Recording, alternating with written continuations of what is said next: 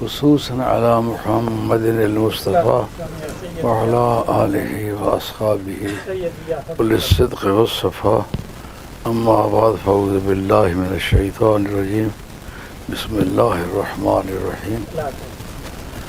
فلما بلغ معه السعي قال يا بني إني أرى في المنام أني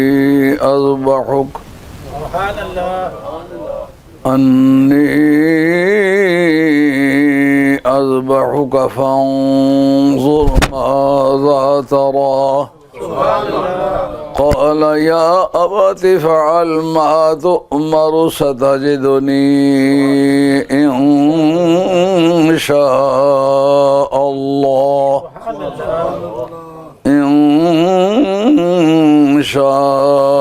الله من الصابرين.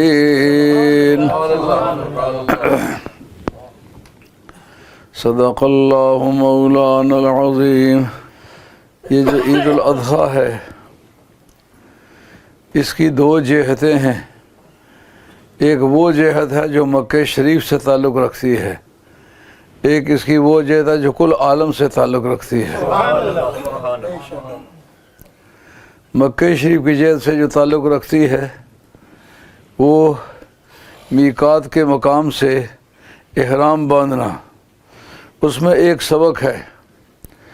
بن صلہ لباس پہننے سے اللہ تعالیٰ کے دین کا کون سا منشا پورا ہوتا ہے. یہ تعلیم ہے اس بات کی جب مقامات مقدسہ میں جایا جائے یا اللہ کے مقدس لوگوں کی بارگاہ میں حاضری ہو تو عاجزانہ صورت بنا کے جانا چاہیے. تو وہ حالت کل عالم کے لیے سب سے عمدہ حالت ہوگی جس حالت میں بندہ تیار ہو کر کے اللہ کے حضور میں حاضری دیتا. وہ لباس دنیا کا پسندیدہ لباس ہوگا اور وہ ادا دنیا کی سب سے زیادہ پسندیدہ ہوگی.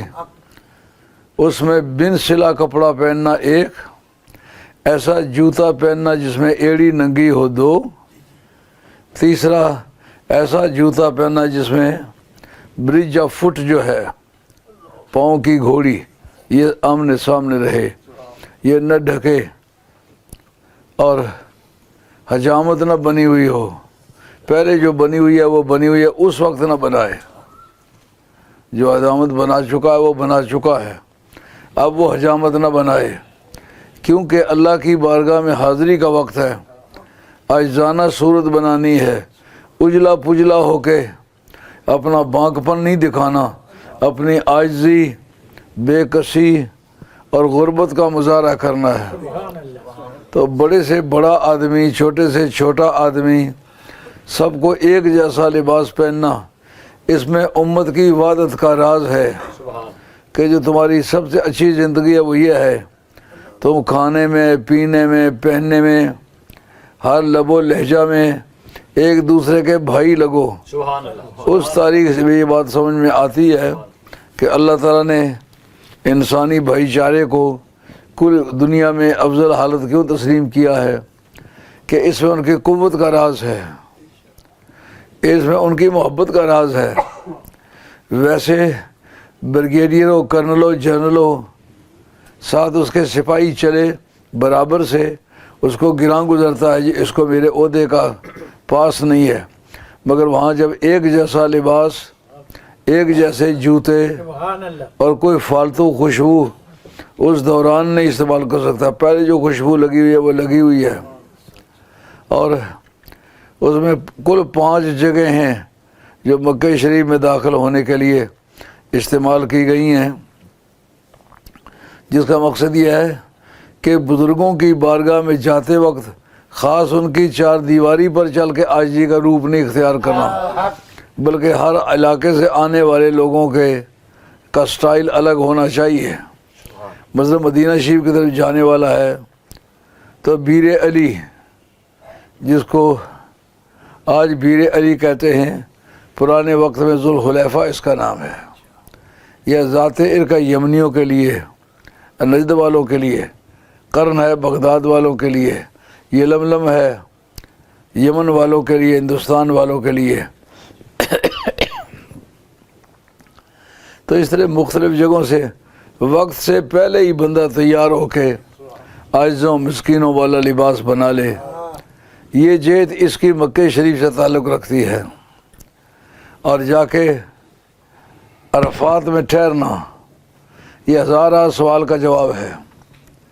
بندہ بحث کرتا ہے جی اس میں عبادت میں کیا دھرا ہے, کیا رکھا ہے, کسی بزرگ کی قبر پر زیارت کے لیے کیا ملا ہے.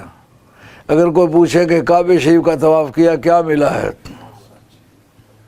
جو اس وقت جواب ہے وہی بزرگوں کے پاس جانے آنے کا جواب ہے. اور اس میں اہل سنت والجماعت کے عقائد سے پردہ اٹھتا ہے. سبحان اللہ. مثال کے طور پر سب سے بڑا رکن جو ہے وہ میدان عرفات میں کھڑا ہونا ہے. وہ رکن رکین ہے. اگر یہ رہ جائے تو آئندہ سال نیا حج کرنا پڑے گا.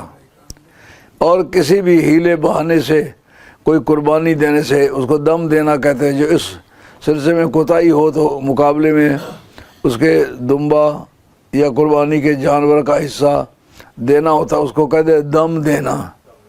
لیکن اگر رہ جائے میدان عرفات کی حاضری, یعنی طلوع سحر کے بعد سے لے کر شام کی نماز سے پہلے اس میں کون سی عبادت کرنی ہے؟ کوئی سی بھی عبادت نہ ہو, صرف حاضری جو ہے اس سے وہ حق ادا ہو جائے. اس میں تمام لوگ حاضر ہوئے ہیں, امام صاحب بھی حاضر ہوئے ہیں. اب نماز پڑھنی ہے, خطبہ سننا ہے, امام صاحب نے خطبہ دینا ہے. لیکن اذان ہوگی میدان عرفات کی, اور وہ ایک اذان ہوگی اور زور کے اول وقت میں ہوگی. اب عصر اس کے بعد پڑھنی ہے, لیکن زور اور عصر کے درمیان وقفہ نہیں, متصل. بیچ میں سنتیں جو وہ رہ گئی, نفل رہ گئے. اب وہ عصر پڑھنی کس وقت میں؟ کہا زور کے وقت میں پڑھنی ہے. سبحان اللہ. پڑھنی زور کے وقت میں ہے, لیکن نام اس کا قضا نہیں رکھنا. سبحان اللہ. اس سے جو اہل سنت والجماعت کا عقیدہ ہے کہ سرکار پروردگار کے مختار کل ہیں, جو بھی وہ فیصلہ کریں وہ مسلمانوں کے لیے بائننگ اتھارٹی ہے. قرآن تو کہتا ہے ان الصلاة كانت على المؤمنین کتابا موقوتا. نماز وقتوں کی پابندی کے ساتھ فرض ہے. اب بتاؤ, جو عصر کی نماز ہے اس کے مطلب قرآن کی اسپیشل رولنگ ہے, حافظوا علی الصلوات والصلاۃ الوسطی. اور نمازوں کی بھی پابندی کرو, لیکن نماز عصر کی وقت کے شروع ہونے ختم ہونے کا خاص احتیاط کرو. اب جس نماز کی سخت تاکید ہے اس کا وقت ابھی شروع ہی نہیں ہوا, کس نے کہا ہے اس وقت پر؟ قرآن کی آیت میں ہے؟ ہرگز نہیں ہے. سبحان اللہ. اب قرآن کی آیت میں نہیں ہے تو پھر اس نے کس نے اس کو لیگلائز کیا ہے؟ کسی بے اختیار نے ایسا کیا ہے؟ اگر یہ سوال پیدا ہو کہ عصر کا وقت ہی شروع نہیں ہوا, پہلے عصر پڑھ لی گئی ہے, اس کو عصر بر وقت کہیں گے یا قضا نہیں کہیں گے, بر وقت کہیں گے, عصر کی نیت کریں گے. اور اس میں فقہاء کا اختلاف ہے, اقامتیں 2 ہونی چاہیے یا 1. اقامتیں 2 ہونا مستحسن ہیں, لیکن اقامت عصر کی بھی زور کے وقت میں ہوگی. اب اس جگہ آ کے بندہ ٹھہرا ہے, اس کے سوا کوئی بات کوئی ذکر کیا تو اچھی بات ہے, کوئی ذکر بھی نہیں کیا. عرفات کا وقوف جو ہے وہ ثابت ہو گیا. وقوف عرفہ اس کا نام ہے. عرفہ مشتق ہے عرف سے. جس مصدر سے کوئی کلمہ بنے تو اس کو کہتے ہیں یہ مشتق ہے. جامد سے جو کوئی لفظ بنے تو کہتے ہیں یہ اس سے ماخوذ ہے.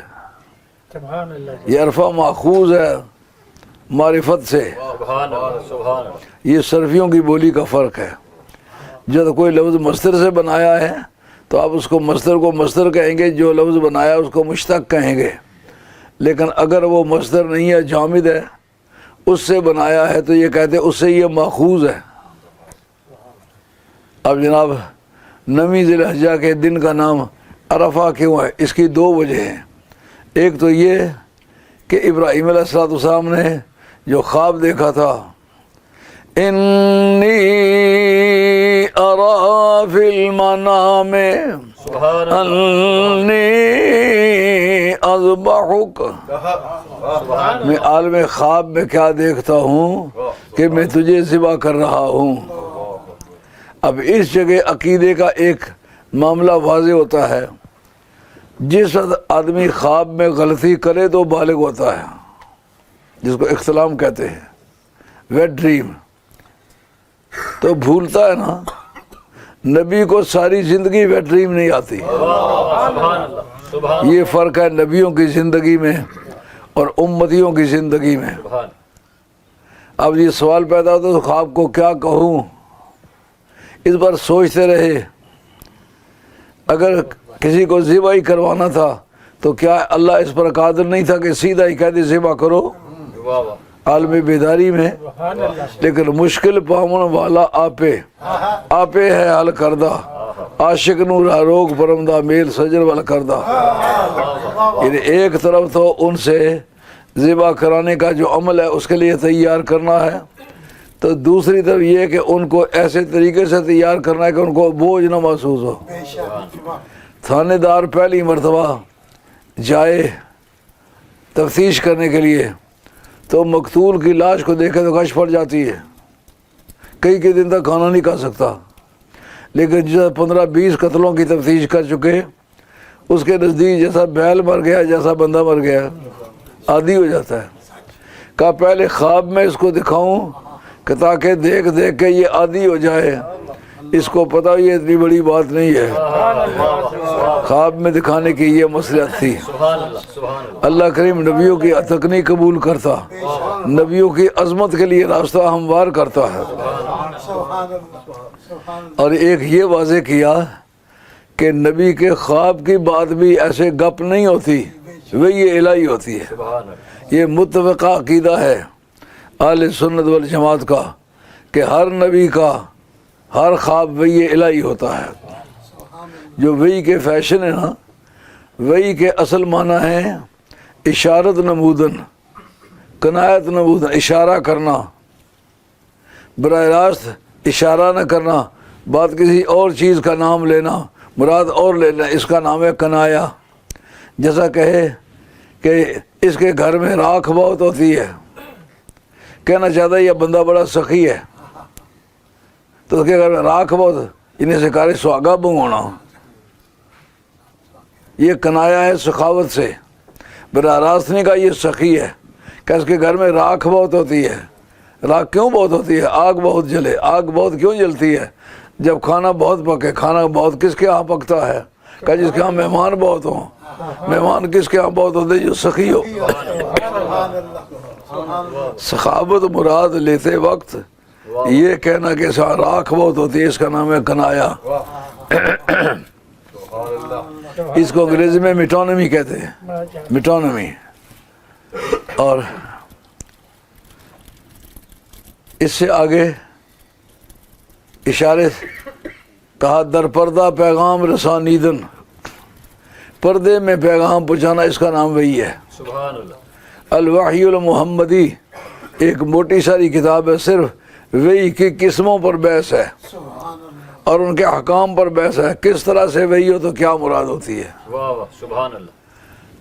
تو نبی کے خواب کو وحی کہا جاتا ہے، ایک فیشن وحی کا یہ ہے، اور دوسرا وَأُلْقِيَ فِي رُوعِي، میرے دل میں یہ بات ڈال دی گئی۔ داؤد علیہ السلام کی وحی اکثر اسی قسم کی تھی۔ یہ دراصل عوام کے سننے سمجھنے کے مسائل نہیں، علماء کے سمجھنے بوجھنے کے مسائل ہیں۔ تو ہمارے ہاں علماء بھی آتے ہیں، عوام بھی آتے ہیں، اس لیے سودا دونوں طرح کا موجود ہونا چاہیے۔ تو نبی اور جو وحی آتی ہے، داؤد علیہ السلام کی وحی اکثر اسی قسم کی تھی کہ میرے دل میں یہ بات ڈال دی گئی، اور یہ اس کو کبھی کبھی صوفیہ کی بولی میں الہام کہتے ہیں، جیسا کہ حضرت محی الدین بن عربی بار بار کہتے ہیں میری طرف وحی کی گئی، حالانکہ وہ ختم نبوت کے سختی سے قائل ہیں کہ سرکار پر نبوت ختم ہے۔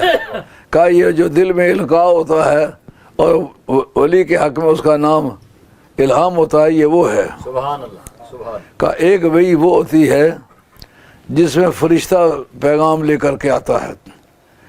فرشتے کے دو پیٹرن ہیں، ایک فرشتہ اپنی اصلی شکل میں آئے، ایک یہ کہ فرشتہ کسی انسان کی صورت میں آ کر پیش ہو۔ اس پر گفتگو ہے کہ سرکار دو عالم علیہ السلام جس جبریل امی اپنے اصلی روپ میں آتے تھے تو سرکار کی طبیعت پر بڑی گھبراہٹ ہوتی تھی، پسینہ پسینہ ہو جاتے تھے۔ یار لوگوں نے یہ کہا کہ چونکہ جبریل کی بڑی ہیبت ہے، بڑا جلال ہے، اس سے گھبرا کر سرکار کو پسینہ آتا ہے۔ محققین کی تحقیق ہے یہ بات جاہلانہ سوچ ہے، یہ صحیح نہیں ہے۔ جو چپڑاسی بن کے سرکار کی بارگاہ میں اس کی ہیبت کیا ہے؟ سبحان اللہ، سبحان اللہ، جبریل جس کے دروازے پر غلام بن کے کھڑا ہو، جگانا چاہے تو پاؤں کے تلووں پر اپنا چہرہ رگڑے، اس کی ہیبت کیا ہے؟ سبحان اللہ کہتا کا قصہ دراصل یہ ہے، فیض لینے اور دینے کے لیے مجانست شرط ہے، ہم جنس ہونا، کوئی مناسبت ہونا۔ جیسا کہ ایک مرید اپنے پیر سے فیض لینا چاہتا ہے، پیر کا سا حلیہ بناتا ہے، اسی لیے پیر بے دین نہیں ہونا چاہیے، سبحان اللہ، خود ہی بے دین ہو جائے، اس کا حلیہ بنائے، وہ 2 مرتبہ بے دین ہو جائے۔ پیر والا حلیہ بنائے، پیر والے جیسے کپڑے پہنے، اس کا مطلب یہ ہوگا کہ وہ کوئی اللہ والا شخص ہوگا، کوئی ناجائز کپڑا نہیں پہنے گا، تاکہ اگر اس کے مرید اس کی تقلید کرے تو وہ اچھی بات ہو، بری بات نہ ہو۔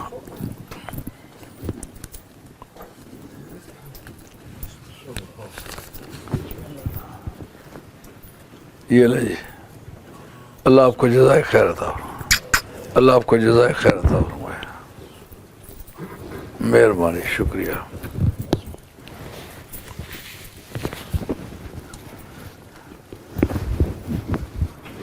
یہی وجہ ہے کہ جس وقت انگریزی استاد سے لوگ پڑھتے تو اپنی انگریزی اچھی کر کے آتے ہیں کہ استاد اور شاگرد میں کوئی مناسبت چاہیے۔ ہم نے اچھے بزرگوں کو دیکھا ہے، ان کے پاس کوئی طالب علم آیا، انہوں نے داخلہ نہیں دیا۔ مولی غلام اللہ خان پنڈی والے، یہ دوسرے عقیدے کے آدمی تھے، پڑھنے کے لیے کامرے گئے، کامرے شریف میں، تو کامرے والے استاد نے کہا تجھے نہیں پڑھاتا، تیرے چہرے پر بدبختی کے آثار ہیں، اللہ اکبر، تجھ سے دین کو نقصان پہنچے گا۔ سبحان اللہ، شاید اور استاد نے ایسا ہی کہا۔ تو مناسبت شرط ہوتی ہے اس کے قریب ہو۔ جب جبریل سے اللہ تعالیٰ کا بھیجا ہوا تحفہ وصول کرنا ہے تو پھر جبریل کے ساتھ مناسبت چاہیے۔ کہ جب صورت بشری میں سرکار ہوں، فرشتہ صورت بشری میں آئے، پھر تو اس نے مجانست اختیار کی ہے نا، اس نے مناسبت اختیار کی ہے۔ سبحان اللہ، جب فرشتہ کے روپ میں ہو، اب ضروری ہے سرکار اپنا فیشن بدلیں، تو فرشتے کا ظرف چھوٹا ہے، اس کا برتن چھوٹا ہے، سرکار کا ظرف بڑا ہے۔ سبحان اللہ، جب ایک پہلوان کو بچے والے کپڑے پہنا ہو تو پھٹ جائیں گے، اور اگر جبروں وہ بیچ میں بازو ڈال لے تو تنگ ہی ہو جائے گا۔ سرکار کا چونکہ ظرف بڑا ہے، فرشتے کا ظرف چھوٹا ہے، اس لیے اس کے روپ میں آنے کے لیے سرکار کی باڈی پچک جاتی ہے، اسی وجہ سے سرکار کو گھبراہٹ ہوتی ہے، سبحان اللہ، پسینہ آتا ہے۔ اللہ اکبر، سبحان اللہ کہتا تو حضرت ابراہیم علیہ السلام نے بیٹے سے کہا بیٹے میں خواب میں دیکھتا ہوں، چند مرتبہ متواتر یہ خواب آیا، ایک دن آیا، 2 دن، لیکن جس تاریخ میدان عرفات میں پہنچے ان کو پتہ چل گیا کہ یہ خواب نہیں ہے، سچ مچ خدا کی طرف سے وہی ہے۔ ایک عرفہ کہلانے کی یہ وجہ ہے، اور ایک وجہ یہ ہے کہ جو آدم علیہ السلام کو جنت سے نکالا گیا، بیوی میاں کے درمیان 300 برس سے زیادہ تک جدائی رہی، روتے رہے، گریہ وزاری کرتے رہے، خدا نے توبہ منظور نہ فرمائی، بالآخر 5 دن پاک کا واسطہ، فتلقى آدم من ربه کلمات، سبحان اللہ، اس کے تحت امام سیوطی رحمۃ اللہ الدر المنصور اس آیت کو نکال کے دیکھیں کہ شان نزول کیا ہے. کہا فتلقى آدم من ربہ کلمات، آدم علیہ السلام نے اللہ سے چند کلمات سیکھے. ابن نجار نے حضرت عبداللہ بن عباس کا سلسلہ تعلیمات سے اس کی روایت کی ہے. کہا وہ کلمات کیا تھے؟ کہا یہ پنجتن پاک کے اسماء گرامی تھے. حضرت نبی کریم علیہ السلام، حیدر کرار، حضرت خاتون جنت، حضرت امام حسن، حضرت امام حسین، ان 5 ناموں کا واسطہ دیا تو اللہ تعالیٰ نے توبہ منظور پائی. اس حوالے کو بین ہی اسی انداز میں محب الدین طبری نے اپنی کتاب ریاض النظرہ کے اندر بھی نقل کیا ہے. میں ریاض النظرہ کے حوالہ جات پر اتنا اعتماد نہیں کرتا، اس لیے کہ بہت سارے روایات پر جب غور کیا تو کافی ان میں اسقام نکلے. یہ 694 سن ہجری کے آدمی ہے، کعبہ شریف کے امام ہیں، اور جو شافی لوگ ہیں ان کے سلسلہ تعلیمات کے استاد مانے جاتے ہیں. بہر تحقیق ہے. تو پھر ہمیں دیکھنے کا موقع ملا ہے کہ مولوی طبقہ جو ہے سید کی کوئی پرواہ نہیں کرتا. مولوی سے کوئی غلطی ہو جائے، کہا جانے تو کوئی بات نہیں، مولوی ہے. سید سے ہو جاتا کہ شیعہ ہے، آسان بات. دیکھا کہ کیا طریقہ ہو کہ سیدوں سے توڑ کے مولویوں کے ساتھ لگا لیں، لیکن سید ہے، مولوی ہے. ہزاروں تدبیریں کریں، یہ ڈیفیشنسی میک اپ نہیں ہوتی. وہ ایک مرتبہ ساہیوال کے ایک دیہاتی اڈے پر ہم اترے، نماز پڑھے، سارے ساتھی داڑھیوں والے تھے. وہ سب کے ساتھ آ کر کے ملے تو میرے ساتھ بھی انجان ہے، ان کو پتہ نہیں یہ کون ہے، کیا ہاتھ چوم کے ملے. تو میں نے کہا یہ بڑے بڑے بزرگ ہیں، بڑی پیاری داڑھیوں والے خوبصورت آدمی ہیں، آپ میرے ساتھ جس طرح ان سے کیوں نہیں ملے؟ ان کا آپ سید ہیں اس لیے. ان کا آپ کو کس نے بتلایا کہ میں سید ہوں؟ ان کا آپ کے چہرے سے پتہ چلتا ہے آپ سید ہیں. اب حسنین کریمین خاتون جنت پنجتن پاک کا وسیلہ جو ذکر ہوا ہے، امام سیوطی نے الگ ذکر کیا ہے اور سید محب الدین طبری نے الگ ذکر کیا ہے. اور ہدیۃ المادی کے اندر وحید الزمان اہل حدیث میں سے ہے، چھوٹی کا وہابی ہے، اس نے ہدیۃ المادی کتاب لکھی ہے، اس کے اندر لکھا ہے کہا سنی تو ہم ہیں جو پنجتن پاک کو مانتے ہیں. کہا تم تو خارجی ہو، پنجتن پاک کو نہیں مانتے ہو. بہت برملاتا اور لفظ خارجی استعمال کر گیا ہو. تو ایک مدت کے بچھوڑے کے بعد جس جگہ جو لوگ حج کے لیے گئے ہیں یا اس سال گئے ہوئے تھے، ابھی وہ تو نہیں پہنچے، ان کے پہنچنے میں کچھ دیر ہے. وہ برساتی نالا جس کی پلی پر مولوی صاحب روک لیتے ہیں، یہاں کھڑے ہو جاؤ. کہا کس لیے کھڑے ہو جاؤ؟ کہا مغرب کی اذان کا انتظار کرو. کہا مغرب کی اذان تو نماز کے لیے ہوگی، کیا جب اذان ہو اس وقت ہم نماز پڑھ لیں؟ کہا نہیں پڑھ سکتے ہو. کہا کیوں نہیں پڑھ سکتے ہو؟ کہا مدینے والی سرکار کا یہ فیصلہ ہے کہ نہیں پڑھ سکتے ہو. یار جب وقت ہو گیا ہے، اذانوں کی آواز آ چکی ہے، لاکھوں کی تعداد میں بندے موجود ہیں، سب نے نماز پڑھنی ہے، مرد بھی ہیں عورتیں بھی ہیں. اب بتاؤ جس نے کہا نہیں نماز پڑھنے دیتا وہ کوئی بے اختیار شخص ہوگا جس نے ایسا کیا ہے؟ اس کا خدا کے قانون سازی میں، لیجسلیٹو میں اس کا عظیم مقام ہوا ہوگا.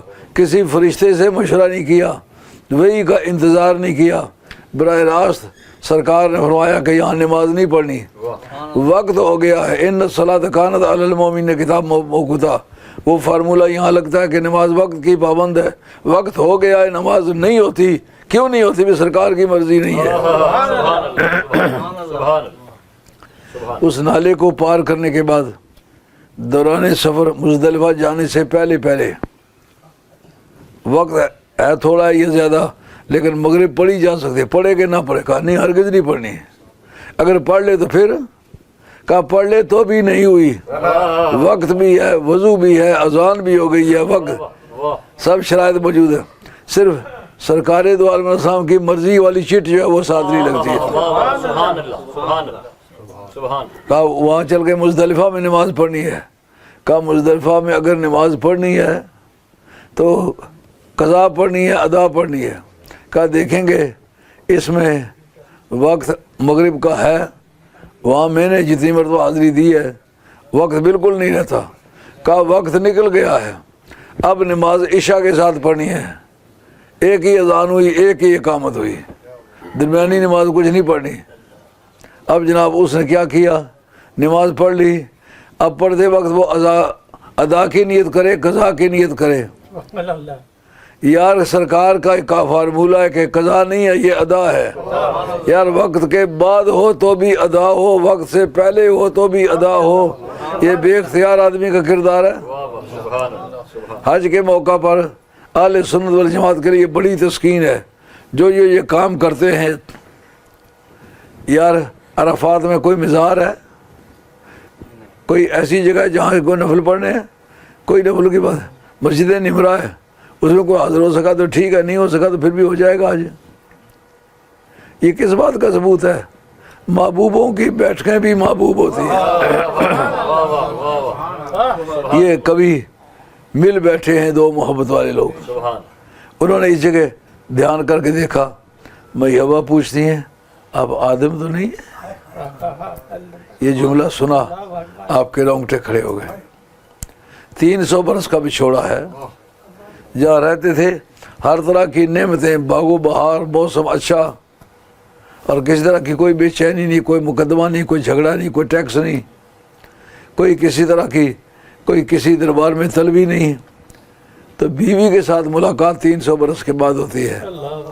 آدم علیہ السلام بھی بہت احتیاط سے پوچھتے ہیں تو ہوا تو نہیں ہے؟ مائی صاحب نے کہا میں ہوائی ہوں۔ اس وقت آگے بڑھ کے دونوں آپ سے ملے۔ وہ عرفات، بار بار عرفات کا لفظ جمع جو استعمال ہوا ہے، ایک مرتبہ پہچاننا نہیں، کئی مرتبہ، یعنی بار بار جو اٹینشن فوکس کی کہ یہ سچ مجھ ہوا ہے، یہ سچ مجھ آدم ہے، تو یہ کئی مرتبہ کی جو کوشش ہے وہ عرفہ نہیں ہے، وہ عرفات ہے۔ اور اس میں جو مکہ شریف سے تعلق رکھتی ہے وہ قربانی ہے جو حضرت ابراہیم علیہ السلام نے مینا کے مقام پر کی تھی۔ یہ عقل اور عشق کا باہمی جھگڑا ہے۔ وقت اختتام پذیر ہو گیا، انشاءاللہ العزیز آنے والے جمعے پر مزید اس کی توضیحات آپ کی خدمت میں پیش کی جائیں گے۔ جزاک اللہ، جزاک اللہ چاہتا ہوں۔ آج سے کوئی 2-3 ہفتے پہلے برمنگھم میں ایک میت ہو گیا اپنے مریدوں میں، وہاں میں گیا تو وہ کار کا اے سی اتنا تیز تھا کہ مجھے زکام بھی ہو گیا اور کھانسی بھی ہو گئی۔ اس دن کے بعد پھر آج تک نہ گلا کام کرتا ہے، نہ آواز کام کرتی ہے، نہ زکام ختم ہوتا ہے۔ اللہ میرا اور آپ کا خاتمہ سچے دین پر کرے۔ تو یہ جو تکبیروں کا سلسلہ ہے، 9ویں ذی الحجہ کی صبح سے لے کر 13ویں ذی الحجہ کی عصر تک ہر بعد جماعت نماز کے بعد اونچی آواز سے تکبیر کہنا، یہ سنت رسول صلی اللہ علیہ وسلم ہے، اور احکامات میں اس کو واجبات میں لکھتے ہیں۔ لیکن اکیلے اگر نماز پڑھے تو بھی وہ تکبیریں پڑھ دے منع نہیں ہے، کار خیر ہے۔ لیکن یہ مسئلہ حل ہو جاتا ہے، یہ اونچی آواز سے ذکر کو تو باقی نمازیوں کی نماز خراب ہوتی ہے۔ اگر باقی نمازیوں کی نماز خراب ہونا اس سے ثابت ہو جائے تو پھر 9ویں ذی الحجہ سے لے کر کے 13ویں ذی الحجہ کی عصر تک جو اونچی آواز سے ذکر کیا جاتا ہے، اس سے نمازیوں کی نماز خراب کرنی درست ہے؟ معلومات نماز خراب نہیں ہوتی، تیرا دل خراب ہوتا ہے۔ وما علینا الا البلاغ المبین، وآخر دعوانا ان الحمد للہ رب العالمین، الصلاۃ والسلام علی رسول کریم، الحمد للہ رب العالمین۔